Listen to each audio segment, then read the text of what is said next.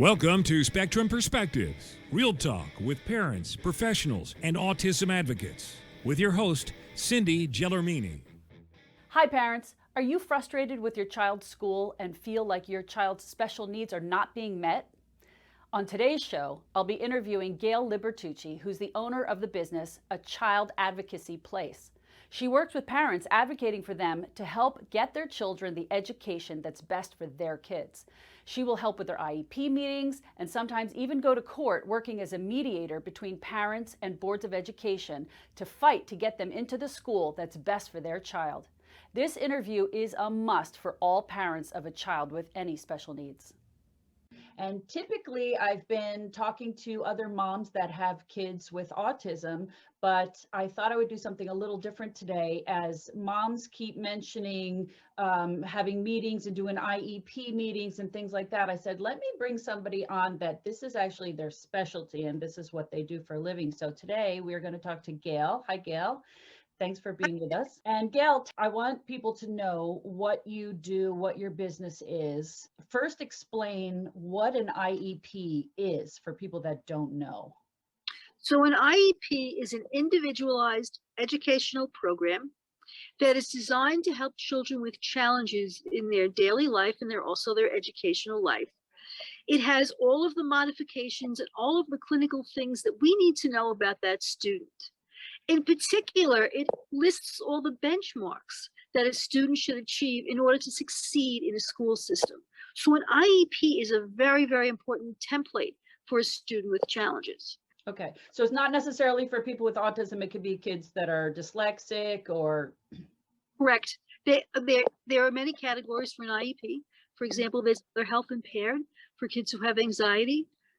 There's kids who are communication impaired, who need hearing devices and communication devices in the room, and they have that category in their IEP.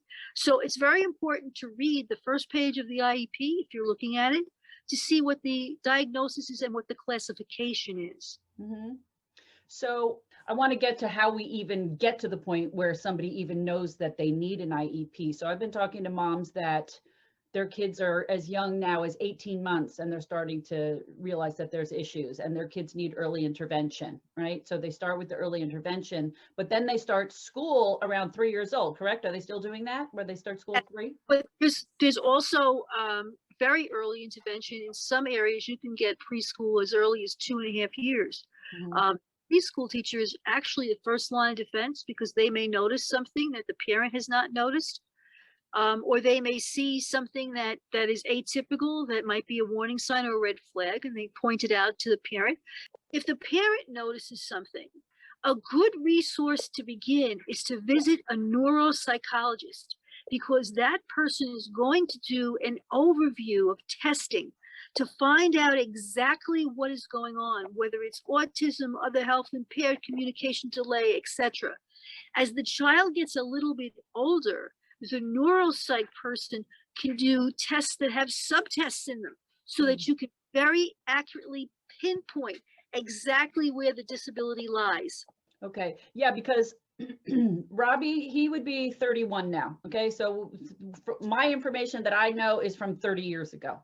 And when he was diagnosed, we saw a developmental pediatrician and he said he had PDD NOS, right? Pervasive developmental disorder. I'm not hearing anybody use that term anymore, so I don't know if they even use it. I've heard that they don't even say Asperger's anymore. What I'm learning from other moms is now they're saying level 1, level 2, level 3 autism. So is that what you're talking about, where they pinpoint it's more accurate now? So in other words, if you think about autism as a continuum, I'm going to use that as an example, as a spectrum.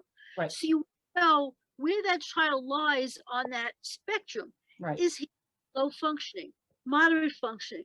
Is his IQ amenable to, let's say, maybe a little bit of mainstreaming? Are there other things? Is there executive functioning that's impaired? Is there a processing problem? And each of those subtests will tell us very definitively where the disability lies. And that's important to myself and the school district, because then we can tailor a program that's differentiated for that student. And that's important because you don't want cookie cutter.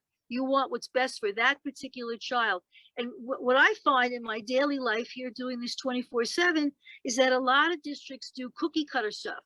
You know, what's good for one kid is good for another. We only have this one program. That doesn't work very often. You know, what they need to do is they need to differentiate, okay? And you can't get that unless you have adequate testing, because you need data and facts to base that program on. You can't just say, oh, my hypothesis is that this kid has this disability. I want to see that in black and white. And that's why I urge parents to go see experts. And then once you've collected your expert reports, visit someone like myself who can take all that data and then use it to help you get a better program for that child, a more appropriate program.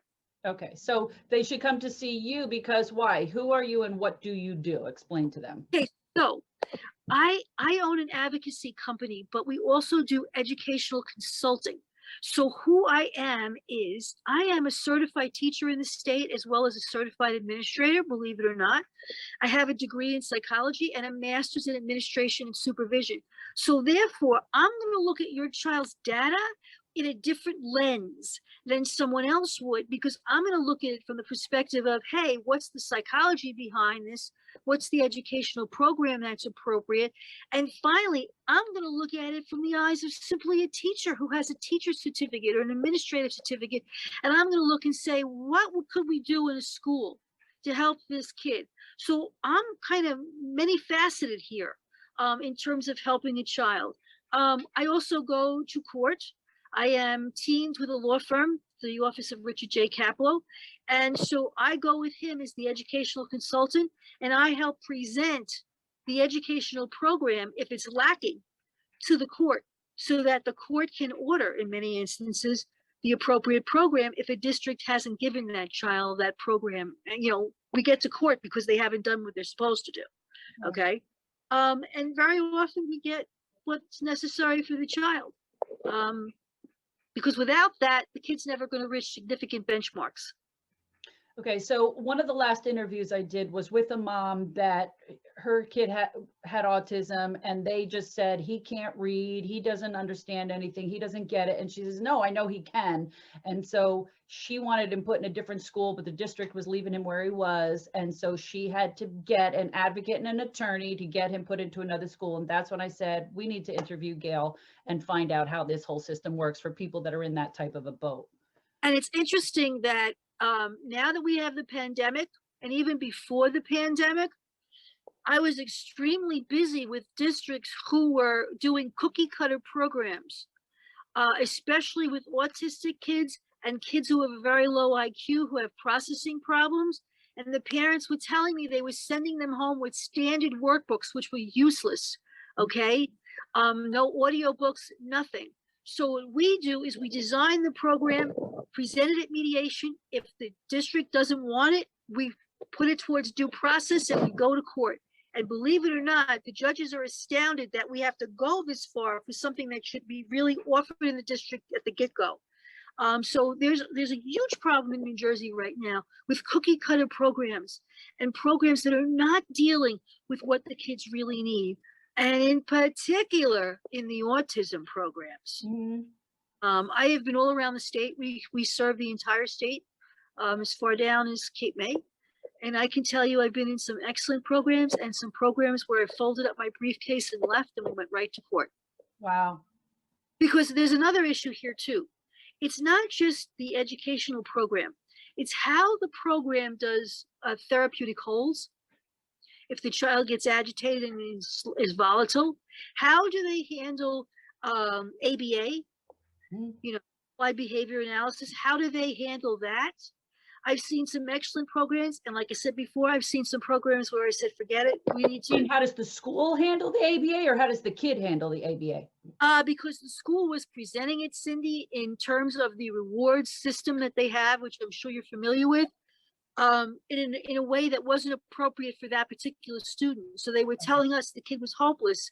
The problem was the program was hopeless. Okay. So I've sat in the back of many rooms and watched the program and come out with, no, it's not all about the kid now. It's about the presentation and the program. So if the program is not appropriate, we can't expect the kid to succeed. There has to be a good match. And I I sat in the back of one school district, which I'm not going to name, Mhm. where the program was so bad that I wondered how they could be certified, because the presentation of the ABA so bad, the kid did not understand what the reward was for. Okay, Right. so if you're shaping behavior, there's an understanding between the kid and the program as to why that reward is being given. I'm just giving you an example. Yeah. So that's our role, is to make sure that what's being given is platinum and not, something that's not appropriate. The law says that a child has to have a free and appropriate public education, but the word appropriate is what we dispute all the time, Right. because what's appropriate to a district is very often not appropriate to me. Right. Yeah. So tell me some stories of some type of kids that you've helped, and what type of, situations, where the parents needed you to jump in. I'm going to give you a really interesting one, and I can't give you the district for privacy, but Yeah, I don't want any names or anything, just. right. So a parent adopted a child from China Hmm. who had never ever been educated before, who was living in a Chinese orphanage because she was a female child with a disability. Mhm. And so the mother took her to the United States and put her in the school district. And the school district had no idea how to attack this, because this child had never been in public education before. So we are now in the process of helping that parent with the district design an appropriate program. And they're bucking us a little bit with some of the things that the kid needs. So we're going to have to go to due process. Mhm. All right. But that's an extreme example of a child who was what we call tabula rasa, blank slate, because she began with no education. Mhm. Helped a lot of autistic kids, okay, who have been in programs. And I can think of one right off the bat here, from upper New Jersey, northern Jersey, who was being restrained in a local residential district in an inappropriate way. And because of that, the kid developed school phobia and did not want to go to school. So we had to go to mediation and due process to get him an out of district placement, because he needed at that point nurturing in a therapeutic milieu that would treat his PTSD from not being withheld in an appropriate way.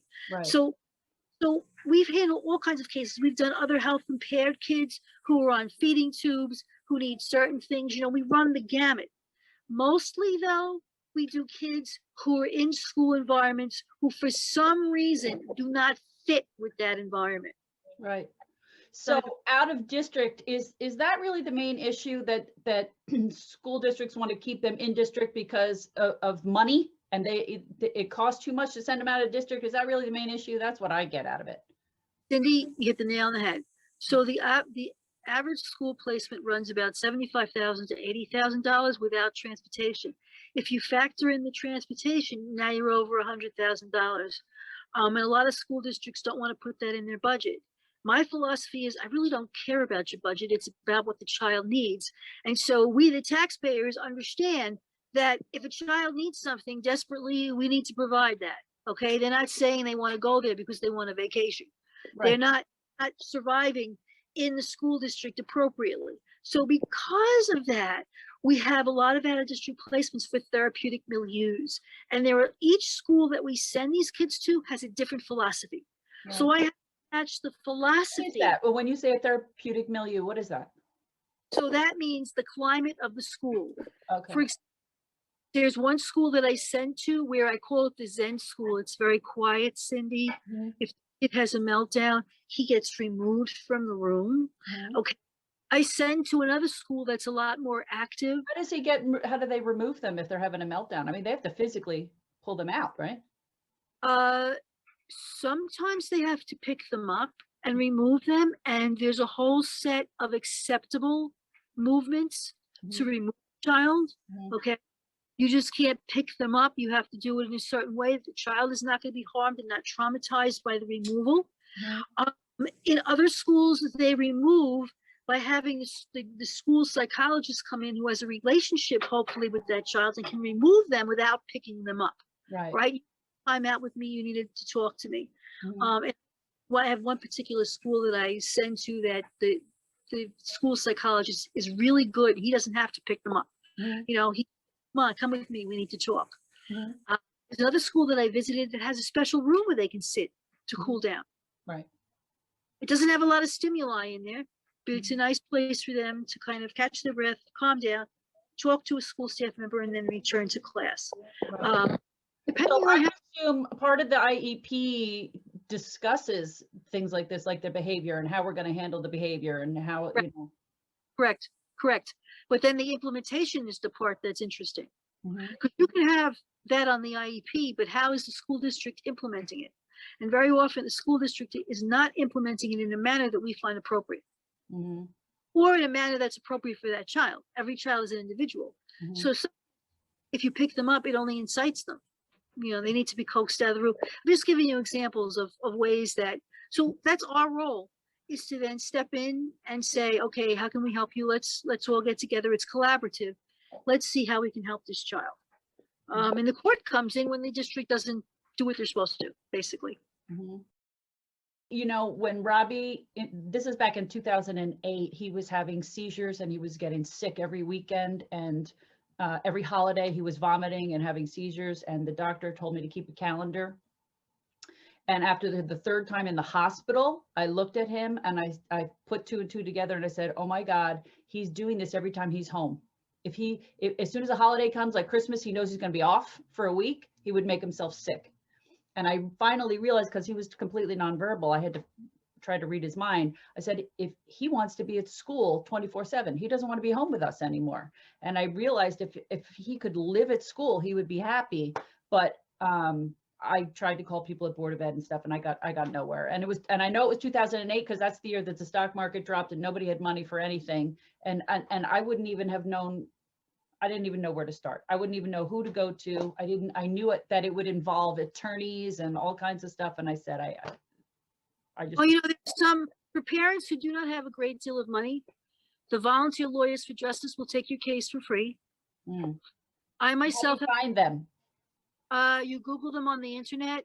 You have to show tax returns to show need. I myself, since I own the company, we do a sliding scale. So if a parent tells me I really can't afford whatever the fee is, we work it out with them, whether, you know, it's installment payments or lowering the fee or whatever, because it's all about the kid. It's not about the payment. Right. Often the parents who are the most needy have the neediest kids. And so, and a lot of the providers that I deal with also have sliding scales. I work with a neuropsych who bends his fees very much for families in need. Work it out so that we get what the kid needs. Because very often it's not about money, you know, it's about what's this kid is suffering. We need to find a place for him or her. Right.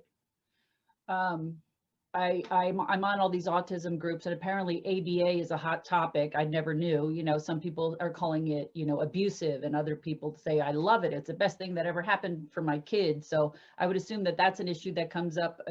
I mean, that just shows me different teaching methods. My question to you is, all these people that think ABA is so bad, what is an alternative teaching method besides ABA? Like, and I'm talking about kids. My son works at a school for autistic kids now. Okay. And the behaviors are just so extreme and so violent. And like, I mean, they literally beat their mothers up. Yeah, but I had a case like that.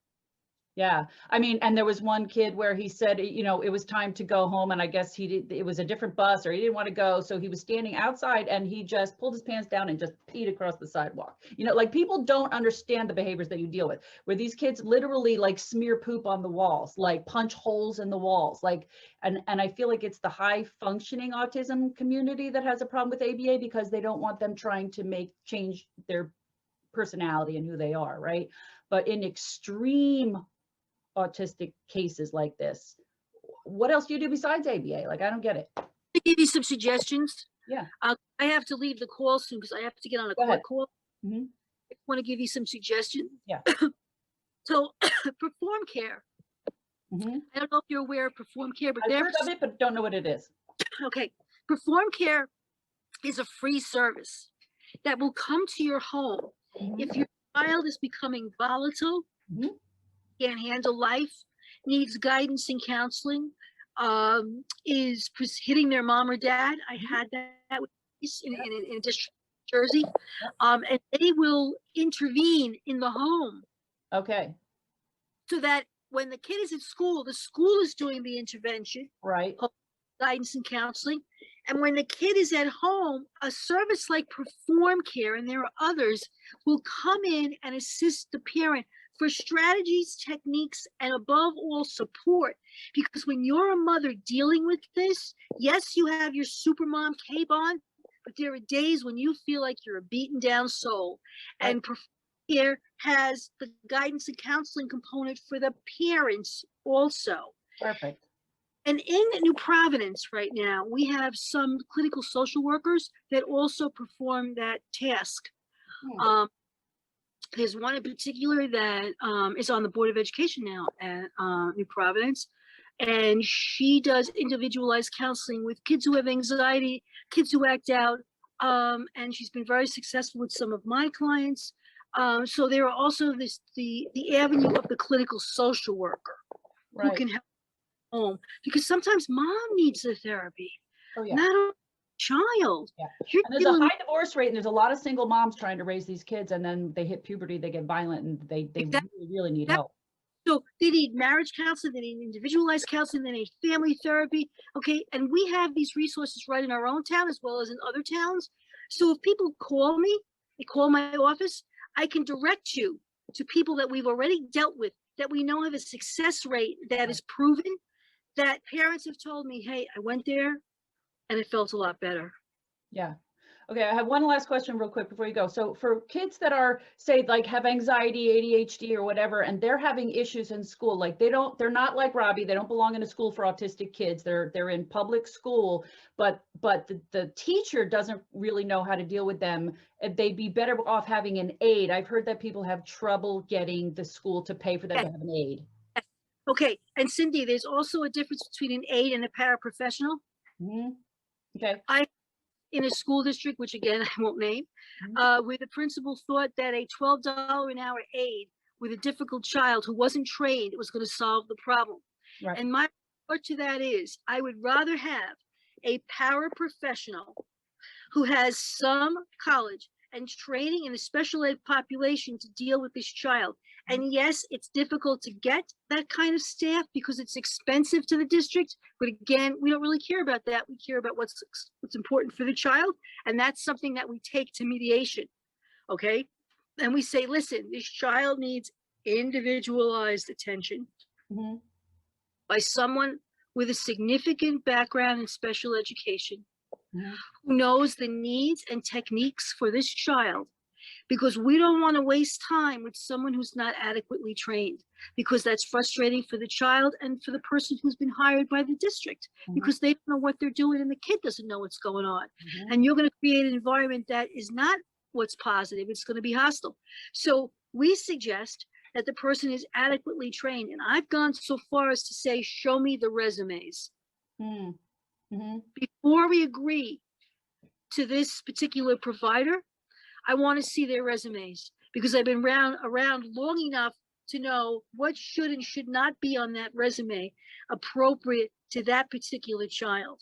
I have not found a principal yet who's not done that for me. I have to say.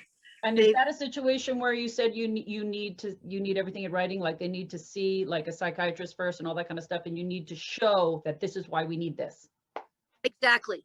So when you have things in writing, you have, for lack of a better word, the appropriate ammunition now to say to a district, hey, this is what my child needs. I know it because somebody specially trained in this field told me this in writing after a clinical analysis. Okay, I'm not just the mom, although I know my child the best, with hypotheses. Here's the proven facts. And there isn't any judge who's going to say, okay, I'm not going to accept that. All right, I'm not going to take that into consideration. All right, the district may try to get around it. We say, listen, if an expert has told us this, and the mother is telling us this, who knows her child the best, then this be something that's factual and needs to be addressed. So I would say to people, if you have these issues, there's a particular, like I said, protocol to follow so that you can get optimum results. And we'd be glad to tell you that. We have free consultations on the phone. Awesome. All right. So how can they find you? If somebody needs your help, how do they reach you? So I have a website Mhm. called Child Advocacy Place LLC. My phone number direct line in is 862-955-4962. Okay. On my website, we have an 800 number, Mhm. 24 hours 7. Wow. Okay. So if a parent at 7 o'clock in the morning can't get the kid on the bus and the kid has been bothered by Mhm. the staff inappropriately and you Mhm. need to call us, Mhm. besides the office number, if you call the 800 number, it rings into different places that I will know you called and we'll get back to you as soon as possible. So this way we have coverage. Right. Right. Okay. All right, Gail, I know you have to get to work. Thank you so much for joining me today. And I'm sure people are going to end up calling you and needing your help. Thank you for letting me talk to you, and you are wonderful for what you do. Thank you. Thank you. All right. You have a good day. Bye-bye. Bye-bye. Well, that's it for today's episode. I hope you enjoyed listening and it helped you gain a new perspective. To see the video version of the show, go to our YouTube channel, Robbie and Me, Autism Reality. If you're interested in buying our book series, Robbie's World and His Spectrum of Adventures, the link will be in our episode description as well as my Instagram and Facebook pages. If you enjoyed the show and you'd like more content, please be sure to hit that like button, follow us, and don't forget to leave us a great review. Thank you for joining us. Be sure to join us again on our next episode of Spectrum Perspectives. Thank you for joining us today. Be sure to join us again on our next episode of Spectrum Perspectives.